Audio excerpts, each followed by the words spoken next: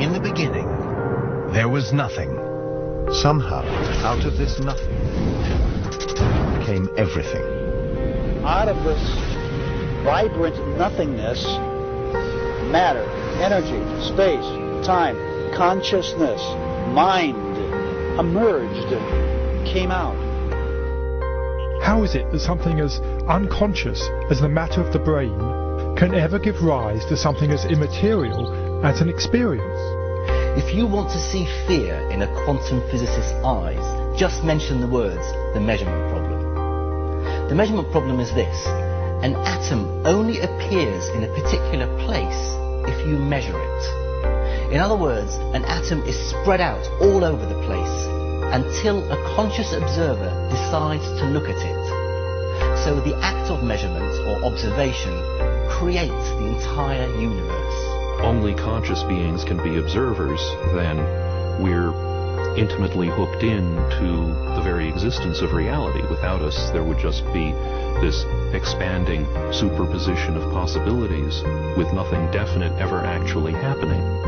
Out of millions and millions of blobs of energy and light, photons and electrons, they make up this imaginary three-dimensional solid world, which doesn't exist at all according to relativity or quantum mechanics. Anytime we attempt to look at particles beyond a certain level, the very act of observation changes things. And in addition, the more you look at individual particles, the more you realize that there is no such thing as one electron. An electron, or any elementary particle, exists only in relationship to other things, like other particles or the universe at large. This means that deeply enough, when you dive down into the nature of matter, everything we know about the everyday world dissolves. There are no objects anymore. There are only relationships. There's no locality anymore. There's no time anymore. The more you look at something in detail, in what we think of as solid matter, the less and less solid it begins to look. The only realities we know are the ones our brain manufactures.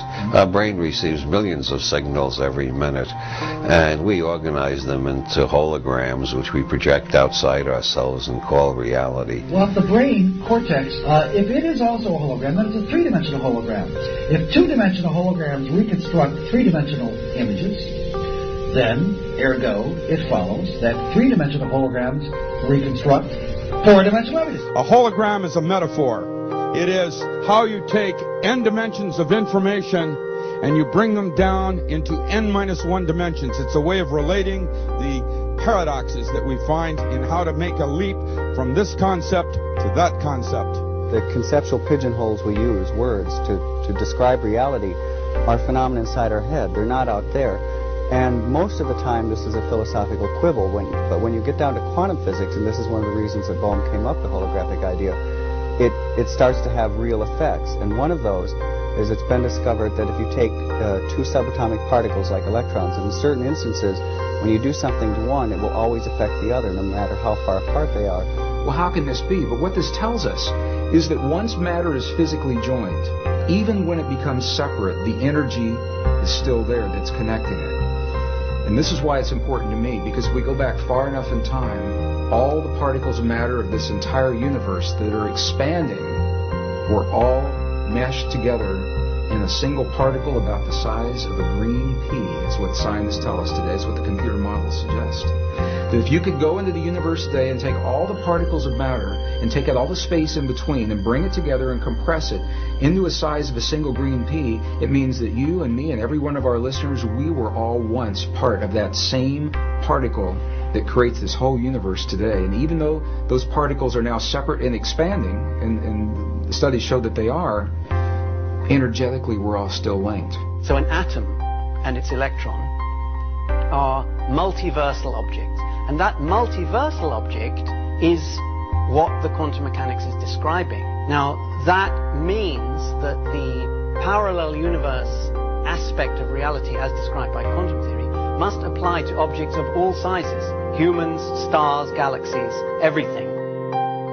And that's why we call it the parallel universe theory rather than just parallel electrons theory. Because we ourselves are made of atoms after all. We are, that's right. And the same theory that says that the atoms exist in more than one place in different universes says that we humans also exist in more than one place and in more than one state of mind and so forth in different universes. And so what that means, talking about words, is that there is no separation between electrons. Furthermore, there's no separation between people. Everything is interconnected, and the biggest secret of all, to me, is the extent to which individuality is an illusion. Illusion comes from how our minds perceive. My illusion comes from my mind. Your illusion comes from your mind. Do not need to search you do not need to search anywhere else for the source of illusion. Wherever we search externally, we cannot find the source of illusion because your illusions come from within your mind. The big thing we're talking about here is a new way of thinking about this thing we call the person, the self, the beingness, the I. And as we begin to modify what we mean by that, we could begin to see and touch upon this infinite realm that I'm speaking about. Infinities are part of the boundary of your existence. That is, viewed from this perspective, everything can be divided to infinity. If you've ever wondered why nuclear power is 1,000,000 times more powerful than chemical energy, it's because chemical energy results from the manipulation of atoms in a molecule. Nuclear energy results from the manipulation of nucleons in a nucleus. The super-unified scale, 1,000 million times smaller, is virtually infinite in its dynamism. If you're seeking the infinite, what instruments do you have to seek the infinite? Only sense organs, isn't it? So through your sense organs, if you're seeking the infinite, it is like wanting to go to moon with a bullock cart. Isn't it so? That is the plight of humanity right now. With a limited perception, they're trying to grasp that which is beyond. So we try to perceive at the ultimate level of reality, and we search for any kind of method. For example, new technology, atomic power, etc. But search as we might, we cannot perceive the ultimate level of reality using these mechanisms. The ultimate level of reality is fundamentally empty. We cannot find and not observable using these scientific methods. Science is involved in a perceptual enterprise, not primarily in gaining knowledge, though knowledge appears, but knowledge is a byproduct of it. And by understanding the thing, you can coherently, then our contact with it, as long as it is coherent, it shows that our understanding is correct. You see, we must distinguish between correct appearances and incorrect appearances or illusory. Your appearance now is what we call residual self-image. It is the mental projection of your digital self.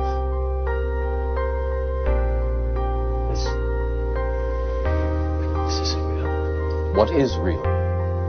How do you define real? If you're talking about what you can feel, what you can smell, what you can taste and see, then real is simply electrical signals interpreted by your brain. Our brains take information in and sometimes give it form. It's not that the picture is out there, it's that we're getting data that we're turning into a picture according to our own belief systems and our own unconscious belief systems as well. We know what is going on is that light comes in through the eyes, hits the back of the retina, triggers electrochemical impulses which travel down nerve fibers to the back of the brain, where the brain very cleverly, in about 1/10 of a second, puts it all together and says, this is what it looks like out there. Well, you're creating your own reality tunnel. That doesn't mean you're creating reality.